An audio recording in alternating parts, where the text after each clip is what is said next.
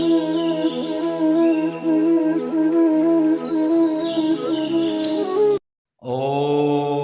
श्रीगणेशाय नमः। अथ श्री शनि वज्रपञ्जरकवचम्। ॐ अस्य श्री शनैश्चर वज्रपञ्जरकवचस्य कश्यप ऋषिः अनुष्टुप् छन्दः। श्री शनैश्चर देवता श्री शनैश्चर प्रीत्यर्थे पाठे विनियोगः ऋषियादिन्यासः। ॐ श्री कश्यप ऋषये नमः शिरसि, अनुष्टुप् छन्दसे नमः मुखे, श्री शनैश्चर देवतायै नमः हृदये, श्री शनैश्चर प्रीत्यर्थे शर्वाङ्गे, नीलाम्बरो नीलवपुः किरीटी, गिध्रस्थितस्त्राशकरो धनुष्मान्, चतुर्भुजः सूर्यसुतः प्रसन्नः, सदा मम स्याद् वरदः प्रशान्तः।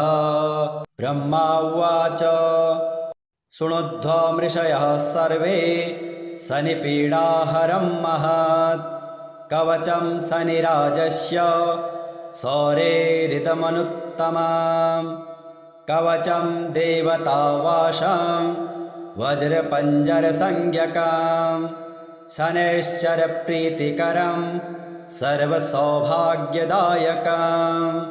ॐ श्री शनैश्चरः पातु भालम्बे सूर्यनन्दनः, नेत्रे छायात्मजः पातु पातु कर्णो यमानुजः, नाशां वैवस्वतः पातु मुखं मे भास्करः सदा, स्निग्धकण्ठश्च मे कण्ठं भुजौ पातु महाभुजः, स्कन्धौ पातु शनैश्चैव करौ पातु शुभप्रदः, वक्षः पातु यमभ्राता कुक्षिं पात्वसितस्तथा, नाभिं ग्रहपतिः पातु मन्दः पातु कटिं तथा, उरु ममान्तकः पातु यमो जानुयुगं तथा, पादौ मन्दगतिः पातु सर्वाङ्गं पातु पिप्पलः, अङ्गोपाङ्गानि सर्वाणि रक्षेन्मे सूर्यनन्दनः।